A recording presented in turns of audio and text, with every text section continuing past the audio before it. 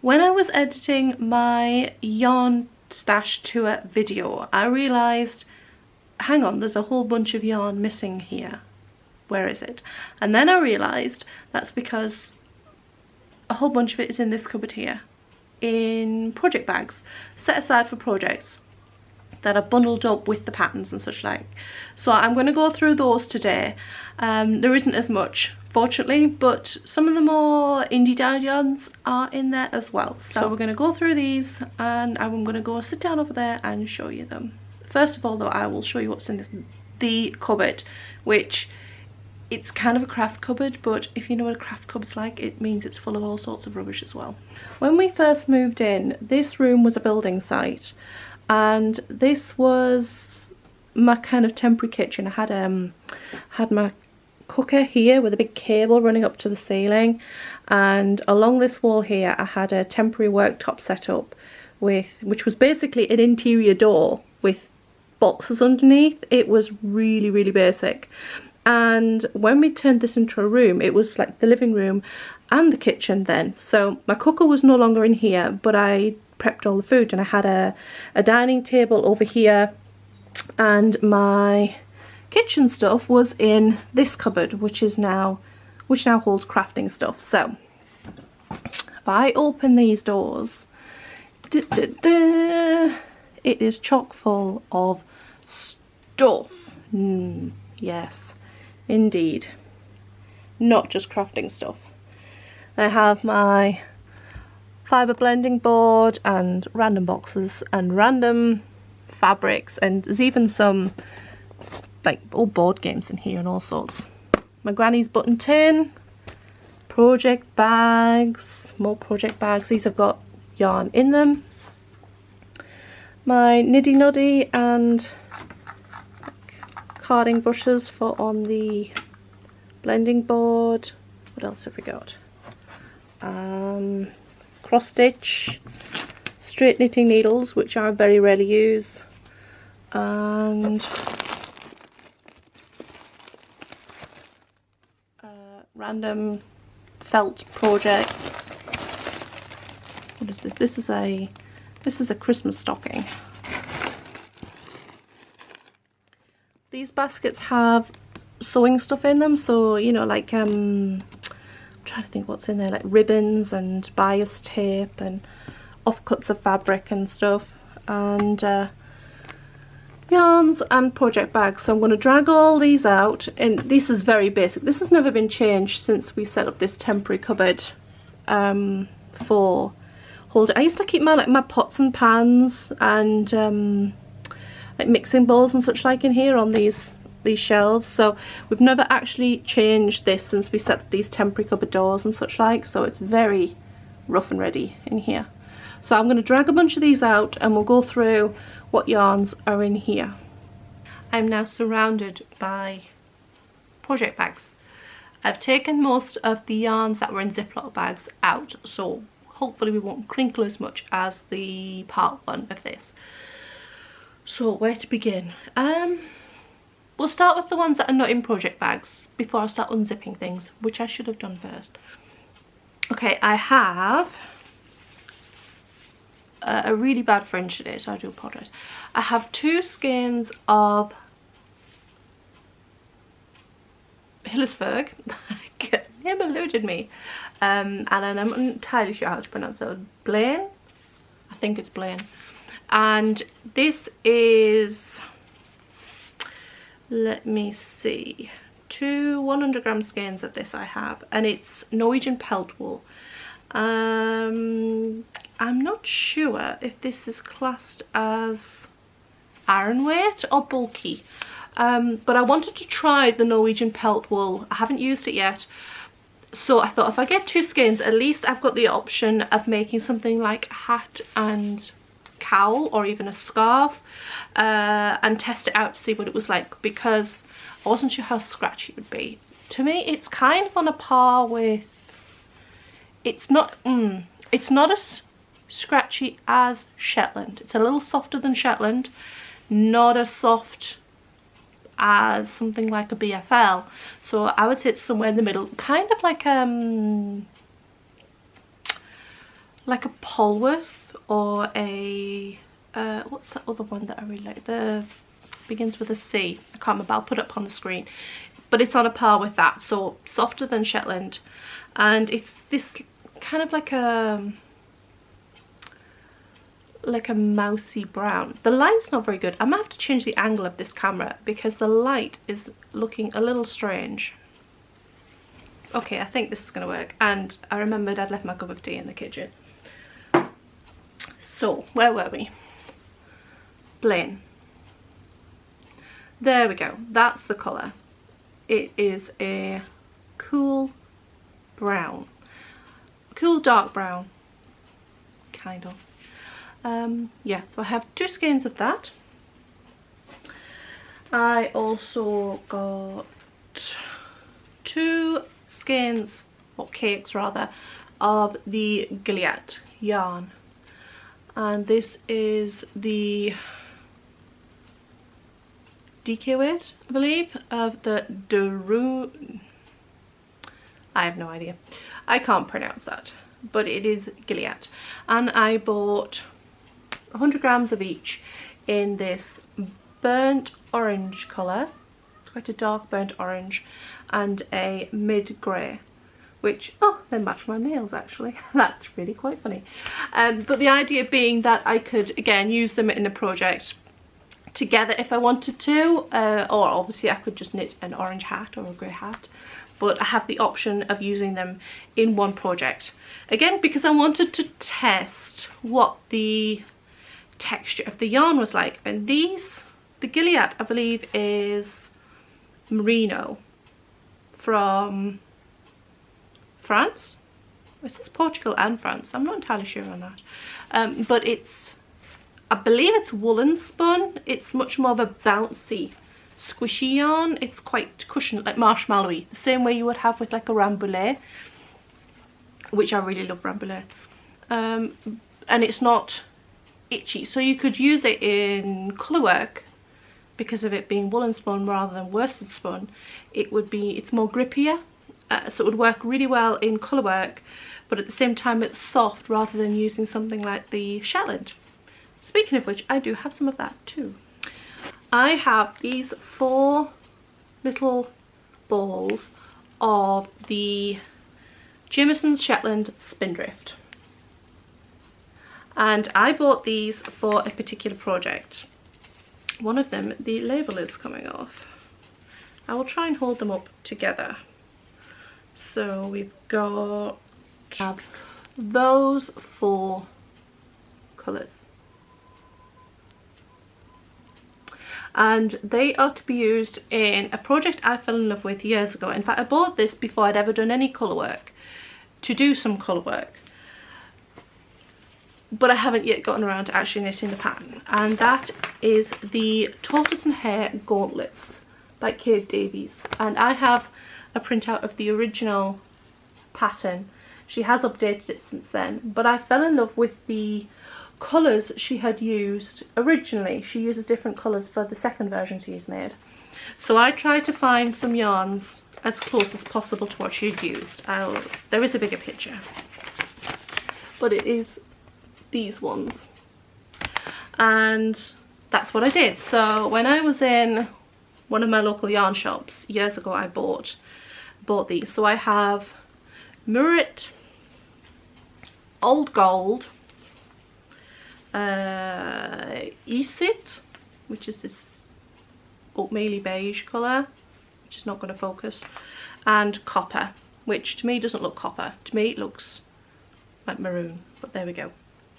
So it wasn't until later I realised that I hadn't took into account that I needed more for the background colour. So I've also got in here a cake of my own yarn, which is the same base pretty much. It's a Shetland base, and it is in kind of a colourway oatmeal, which is very similar, not quite, but very similar to the oatmeal beige of the Jameson's. So I will use one of them in the cuff areas, one of them in the background. I think I've got more of this, so this will probably be in the background, and just so that I don't run out halfway through the project. I also have some hand-spun. I have 1 bat's worth of hand-spun in this colourway and 2 bats in this colourway to make 1 giant skein. 200 grams of this, 100 grams of this, and they're to work together. These are both from Spin City that I bought. The bats were from Spin City that I bought when I was at Edinburgh Yard Festival a few years ago, and it is to knit the Intrusion Crescent shawl. But they've been sitting waiting to be used for a while now. I will eventually. I also have some more hand-spun. This one is another created by LCB. It was a one-off called Snow Angels in a merino tencel, which I really do like. A bat with tencel and it makes a lovely sheen. And it is to be held, well, not held, it's to be used with the second skein. I found the second skein of Old Maiden Aunt, Old Maiden Aunt Dreek in the Stellina base. And they are to be used in another shawl. I think it's a Helen Stewart one. The name eludes me. It's something wintry. It's a wintry named one, and you're supposed to use, it has some, it's mostly garter, which is what this will be used for. And this is like a gradient. It doesn't show up very well because it's very subtle, different shades of blue. And it's mostly garter, but the bottom panel where you would kind of have like a cable border, it has a lace section, a very open lace section, which I'm going to use this for because the pattern has little beads, but I didn't want little beads. So instead of little beads, I'm going to be using the Stellina yarn. So you'll still have sparkles, but it'll be Stellina rather than seed beads, and it won't use much, it'll use very little. And the rest of this plus the other skein is for another project, which I think is the Falling Leaves shawl. Yeah, shawls. And I will use up all of whatever I have left to make that. Okay, those are all the ones that were in the Ziploc. So now we're on to project. No, I tell a lie. There is 1 Ziploc left and I haven't opened it. Okay, in here I have some Lopi yarn, and I'm going to try not rustle it too much.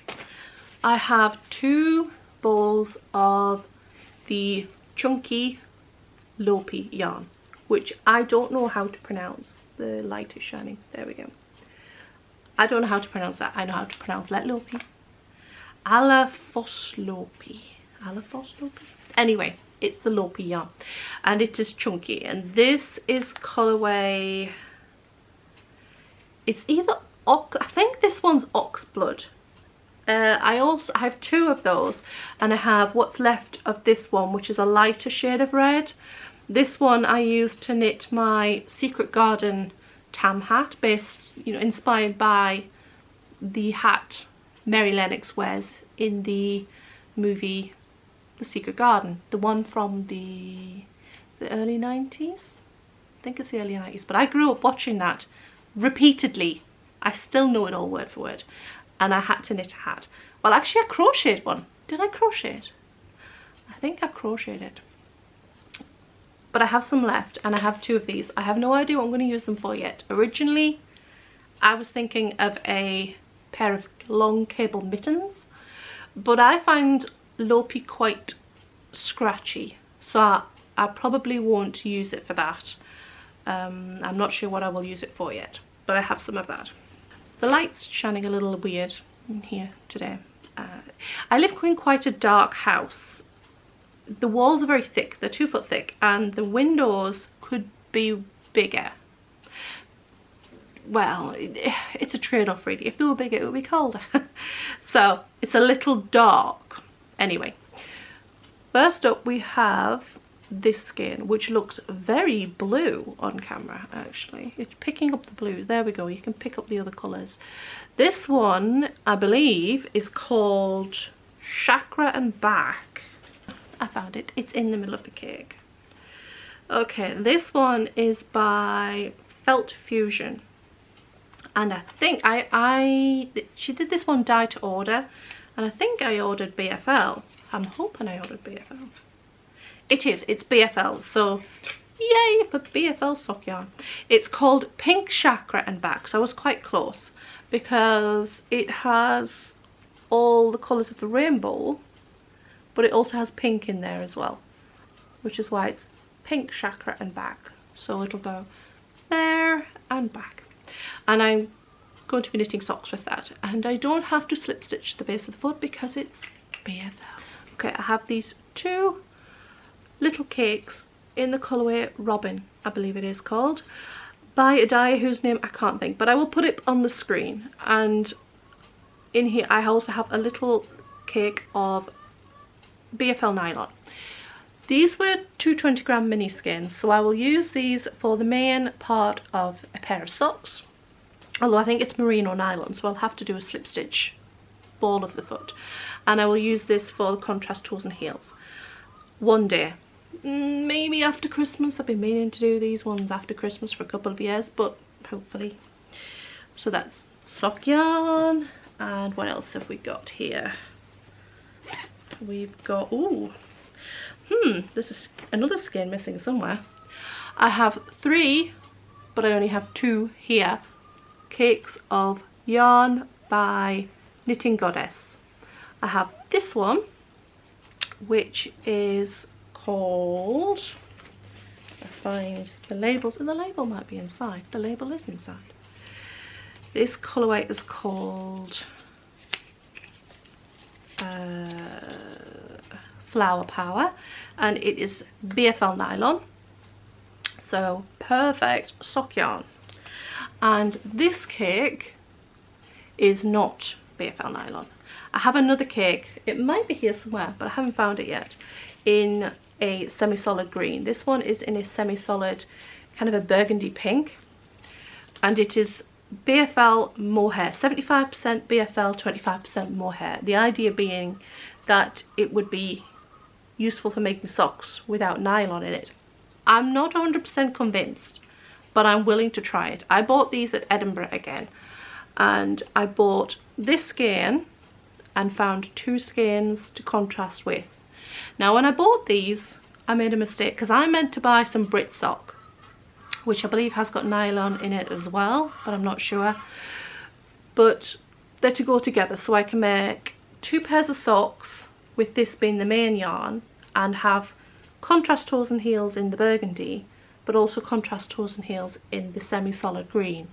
And I would still have plenty of both to knit a pair of socks of completely burgundy and completely green as well, though I don't know where I put the green. I wonder if it's in that bag. Bear with me. I have so many project bags, nearly all made by me, mind. It is here, there we go. There's the semi-solid green, which, there we go. So, the burgundy, the green, and the variegated. There we go. I now have a cat wanting to come in. Just a moment. Right, what have we got next? We have a cat that's going to join us. Fortunately, she's not the cat that likes to eat yarn. Okay, we have a bag of yarn here, and in here we have 6 cakes of white and 2 cakes of grey in the yarn Willow and Lark Nest. There we go, Willow and Lark Nest, in this kind of a silvery grey and a very white. I bought these, what yarn is it? Cashmere Merino Viscose. Okay. These were bought to knit a shawl. The Hedwig shawl by Tiny Owl Knits. Of course, that was before I knit her fern leaf shawl, which I love, but it's colourwork flat. So I'm not sure when I will get around to this, because I hate knitting colourwork flat. Maybe I could knit it in the round and steek it. Or I could knit, because it's only got, the grey is only like little flecks, like a snowy owl feathers markings, so I could knit the whole shawl white flat and then duplicate stitch over just the little flecks in the grey. Might do that. I'm gonna have to hurry up because my battery's about to die. I have 2 cakes of Mothie and the Squid merino nylon tweed. We have, one of them is Autumn is Coming, this one, and this one is Oh My Goodness, I believe, and I'm using them in a project with pumpkin picking of mine and Nephrite Jade to knit this cardigan. It's fab. I love it. When I'll get it finished, I don't know. And I love Gillian's Mothie and the Squid's yarns. They are beautiful. All her colours are beautiful. I'm not really a neon, so obviously it's not the neons one for me, but she makes very, very pretty yarns. I also have some more tweedy yarn, which isn't indie dyed. I have some of the Drops Soft Tweed DK, which is this one. And this one's Alpaca Merino Tweed blend in Carrot Cake and can't remember, I just had a cat squeak. But I am going to knit a colourwork sweater in these. I have a sweater's quantity of this. We are almost there. I have some of this, which is my yarn. This is 100% non-superwash BFL in Spellbound, which is this Midnight Violet, and Oatmeal in Shetland, like I showed for the gauntlets, which are being used for another sweater, which is partly knit of the yoke, which looks like smiley faces, but it actually goes that way because the pattern is, which is the Witching Hour Swan Shawl that I am knitting as a sweater instead. I have most of this skein left from a sock project that is still on the needles. It is called Rowanberry Lane, or it was Rowanberry Lane sock set. I believe the main part is Rowanberry Lane, and the contrast colour which I bought with it is Rowanberry. And I have one sock pretty much finished and I've started the second, but I will have some left for a second pair after I have finished with that. And finally I have this bag of neon minis. These were the first yarn advent calendars that I bought. I believe they were by the Dye Shack, and as you can see they're very neon and bright, which is why I wonder whether to knit something for my mum. But I'll have to ask her first. Mum, if you're watching, let me know if she would like something like a shawl knit with these rather than the Mild Magic sweater, and then I could use the other minis advent calendar to knit that with instead. And I think that's everything finally. Okay, so I think that's finally pretty much my stash gone through, other than the dropped workhorse yarns, which is they're not very interesting.